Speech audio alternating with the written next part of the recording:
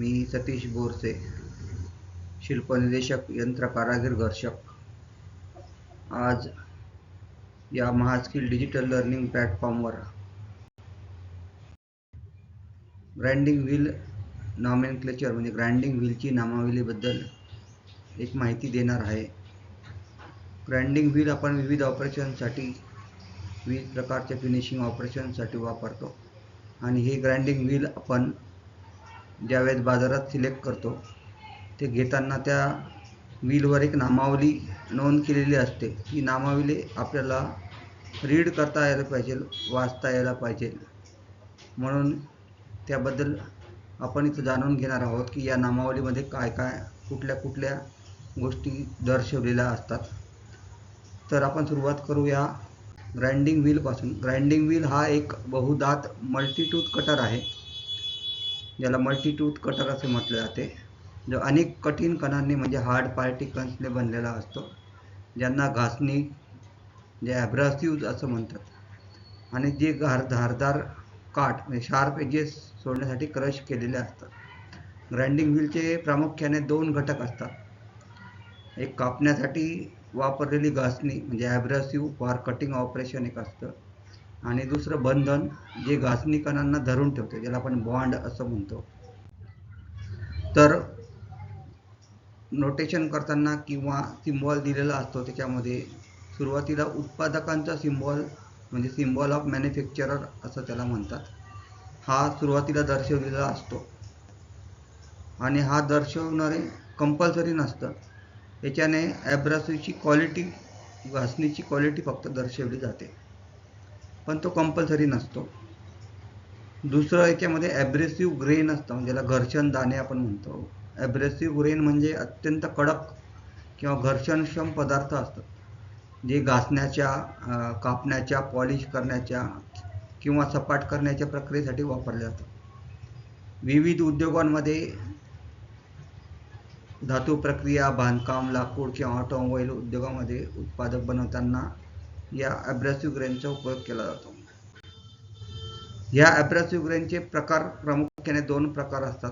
त्याच्यात पहिला प्रकार जो आहे तो नैसर्गिक ॲब्रेसिव्ह म्हणजे नॅचरल ॲब्रेसिव्ह ज्याला म्हणतात, ज्याच्यामध्ये गार्नेट येतं, सिलिका वाळू, हिरा म्हणजे डायमंड, कोरंडम म्हणजे इमेरी पेपर पॉलिशिंगसाठी वापरतात, फिनिशिंगसाठी वापरतात, पॉलिश पेपर ज्याला आपण म्हणतो. दुसरा प्रकार जो असतो तो कृत्रिम ॲब्रेसिव्ह असतात, म्हणजे सिंथेटिक ॲब्रेसिव्ह असतात.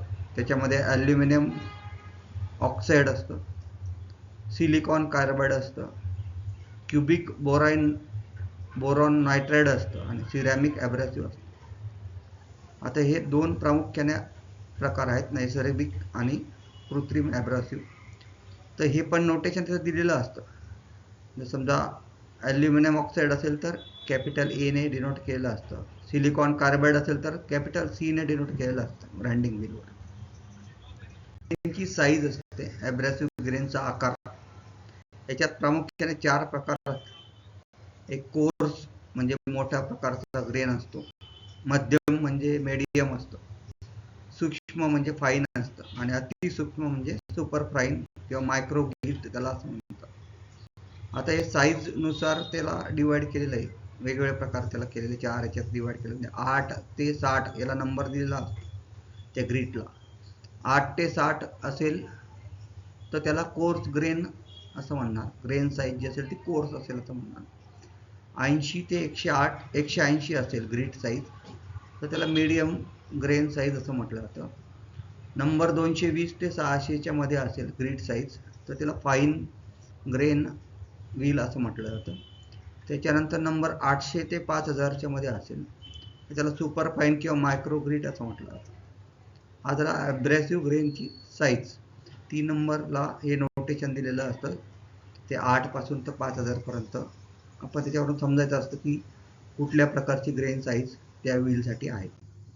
त्याच्यानंतर ॲब्रेसिव्ह ग्रेनचा ग्रेड असतो. ग्रेड म्हणजे काय? ग्रेड म्हणजे ॲब्रेसिव्ह ग्रेनच्या कडकपणाचा असतो, हार्डनेस, आणि त्याचा बांधणी, बॉन्ड स्ट्रेंथ जी असते त्याची पातळी कशी आहे. प्रामुख्याने याच्यात 3 प्रकार असतात. एक सॉफ्ट ग्रेड असतो, दुसरा मीडियम ग्रेड असतो आणि तिसरा हार्ड ग्रेड असतो. सॉफ्ट ग्रेड जो असेल हा जास्त प्रमाणात जर तुम्हाला मशीनिंग करायचं असेल, जास्त मटेरियल रिमूव्ह करायचं असेल, मऊ धातू असेल, समजा ॲल्युमिनियम आहे, ब्रास असेल, लाकूड आहे, याच्यासाठी हा वापरला जातो.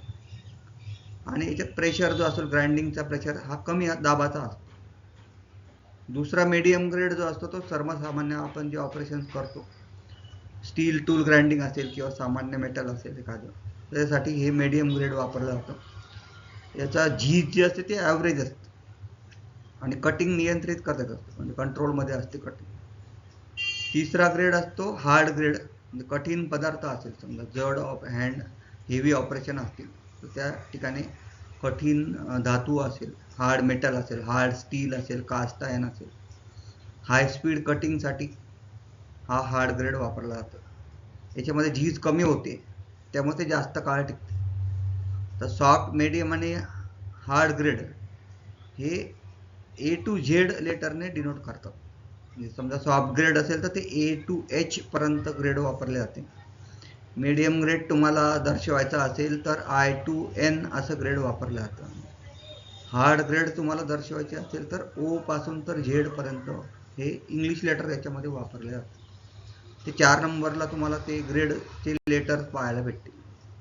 ॲब्रेसिव्ह ग्रेनची संरचना म्हणजे स्ट्रक्चर जे असतं ते स्ट्रक्चर या ठिकाणी दिलेलं असतं. स्ट्रक्चर म्हणजे त्या ग्रेनचं वितरण कसं असेल, त्याच्यामध्ये पोर्स असतील किंवा घट्ट असेल याप्रमाणे.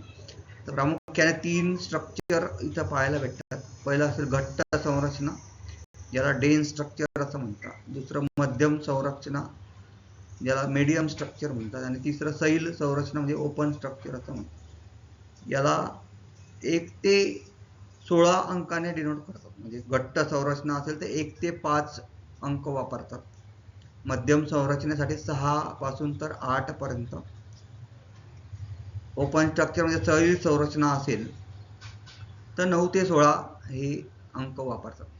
आता घट्ट संरचना कुठे वापरतात? घट्ट म्हणजे कठीण आणि हार्ड जर मेटल असेल तर त्या ठिकाणी घट्ट संरचना, डेन्स स्ट्रक्चर वापरलं जातं. हाय प्रिसिजन ग्राइंडिंग ज्याला आपण म्हणतो, हाय स्पीड असेल त्याच्या ठिकाणी तुम्हाला घट्ट संरचना, डेन्स स्ट्रक्चरचं व्हील वापरायचं असतं.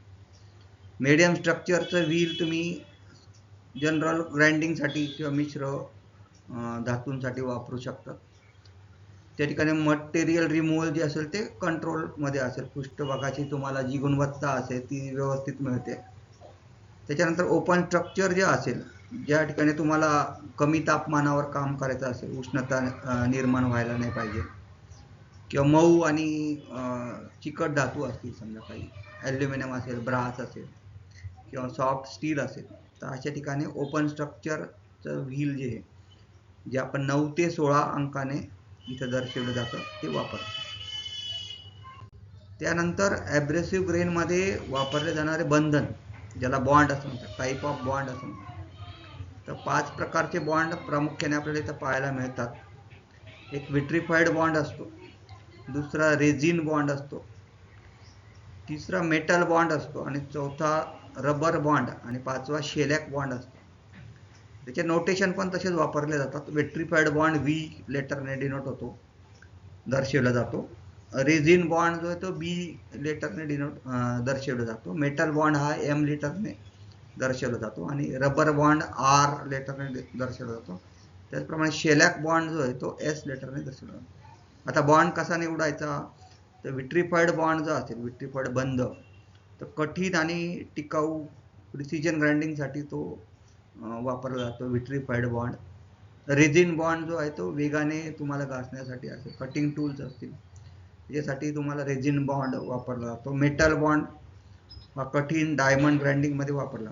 रबर बॉन्ड जो आहे तो मऊ फिनिशिंग, कमी व्हायब्रेशन असेल, कमी कंपन्यासाठी तुम्हाला रबर बॉन्डचा वापर करायचा असतो. शेलॅक बॉन्ड जो असतो तो पॉलिशिंगसाठी, हाय फिनिशिंग ऑपरेशनसाठी हा शेलॅक बॉन्ड वापरला जातो.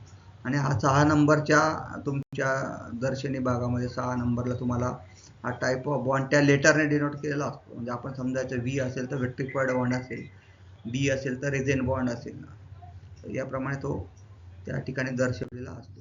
नंतर शेवटचा भाग जो असतो तो ॲब्रेसिव्ह ग्रेनवरील उत्पादकाचं चिन्ह असतं, मॅन्युफॅक्चरर जो असतो त्याचं चिन्ह दिलेलं असतं. हे पण कंपल्सरी नसतं, फक्त सहसा ग्राइंडिंग व्हील किंवा ॲब्रेसिव्ह उत्पादनांच्या लेबलवर हे दिलेलं असतं आणि त्याच्यामध्ये तुमच्या उत्पादनाचं नाव किंवा ब्रँड जो असेल तो दर्शवलेला असतो. इथं एक उदाहरण तुम्हाला आपल्याला पाहायला मिळेल की 51 A 36 R 6 B 23 याप्रमाणे तुम्हाला आपल्याला पाहायला मिळतंय. तर 51 पासून जर आपण सुरुवात केली तर 51 म्हणजे हा मॅन्युफॅक्चररचा सिम्बॉल असतो. ए जो लेटर आहे ते दाखवते आपल्याला ॲल्युमिनियम ऑक्साईड. आता इथं जर कार्बाईड असतं तर मग खाली सी असतो, एच्या ऐवजी सी राहिला असता जर सिलिकॉन कार्बाईड असतं तर. 36 जे आहे हा ग्रेनची साईज आहे. आता वेगवेगळ्या साईज दाखवल्या इथं बघा, course, medium, fine, very fine. Course म्हणजे 8 पासून 24 पर्यंत कोर्स साईज आहे. मीडियम साईज ही 30 पासून 60 पर्यंत आहे. आता इथं आपल्याला 36 दिलाय म्हणजे काय, ती मीडियम ग्रेन साईज आहे.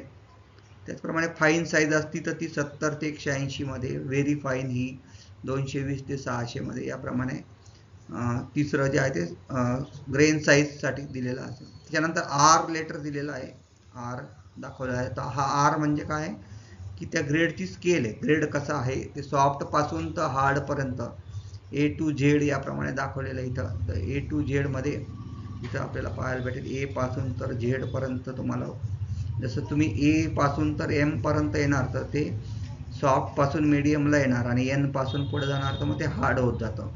तर इथं आर दाखवला आहे म्हणजे हे हार्ड व्हील आहे असं आपल्याला समजतं. त्याच्यानंतर 6 नंबर दाखवला आहे. तर इथं तुम्हाला स्ट्रक्चर दिलेलं आहे. तर हे स्ट्रक्चर जे ते 1 पासून तर 16 पर्यंतच आहे. 1 पासून सुरुवात होणार तर डेन स्ट्रक्चर आहे आणि मग ते पुढे जसं तुम्ही जाणार तर ते ओपन स्ट्रक्चर असणार. तर 6 दिला म्हणजे ते तुम्हाला डेन स्ट्रक्चर मध्ये येणार. त्याच्यानंतर बी लेटर दिलं, हे बी लेटर बॉन्डसाठी दिलेलं आहे. आता बी म्हणजे काय तर रेझोनाइडचा बॉन्ड आहे. वेगवेगळे बॉन्ड इथं डिनोट केले बघा. रेझोनाइड रेनफोर्स असेल तर BF असेल, ई असेल, शेलॉक असेल, ऑक्सिक्लोराइड असेल, रबर असेल, रबर रेनफोर्स असेल, सिलिकेट असेल, विट्रीफाईड बॉन्डचा बी असेल. तो आपल्या इथे या एक्झाम्पलमध्ये बी आहे म्हणजे तो रेझोनाइड बॉन्ड आहे. आणि शेवटी मॅन्युफॅक्चररचं मार्किंग आहे, ते आयडेंटिटी आहे व्हीलची, की 23 नंबर आहे, हे ऑप्शनल असतं. याप्रमाणे तुम्ही ते या कोडवरून किंवा या दर्शवलेल्या नामावलीवरून तुम्ही त्या व्हीलचं एकंदरीत तुम्ही अंदाज घेऊ शकता की कुठल्या प्रकारचं व्हील आहे, कुठल्या प्रकारच्या ऑपरेशनसाठी आपण याला वापरू शकतो. अजून एक एक्झाम्पल इथं दिलेलं आहे, नॉर्टन 38 A 60 J5 VB याप्रमाणे दिलेलं आहे. तर नॉर्टन म्हणजे हा ब्रँडचं नाव आहे, नॉर्टन 38. ए म्हणजे हा ॲल्युमिनियम ऑक्साईड आहे, परत एकदा ए वापरला म्हणजे ॲल्युमिनियम ऑक्साईड असेल. 60 हा ग्रीड क्रमांक आहे, ग्रेन साईज आहे ते ती मध्यम आहे. जे हा ग्रेड सॉफ्ट आहे. त्याच्यानंतर 5 डेन स्ट्रक्चर आहे, त्या संरचना जी आहे ती घट्ट आहे, 5 वापरला. आणि विट्रीफाईड बॉन्ड म्हणून VB असं म्हटलं, विट्रीफाईड बॉन्ड. तर अशा पद्धतीने तुम्ही ग्राइंडिंग व्हीलचं जे नामावली जी ती वाचू शकतात आणि त्याच्यातले वेगवेगळे जे दर्शवलेले नोटेशन असतात त्याचा अर्थ आपल्याला या ठिकाणी समजू शकतो, जेणेकरून कुठल्याही ऑपरेशनसाठी आपण ग्राइंडिंग व्हील जो आहे ते सिलेक्ट करून एक चांगल्या प्रकारचं ऑपरेशन या ठिकाणी परफॉर्म करू शकतो. थँक्यू, धन्यवाद.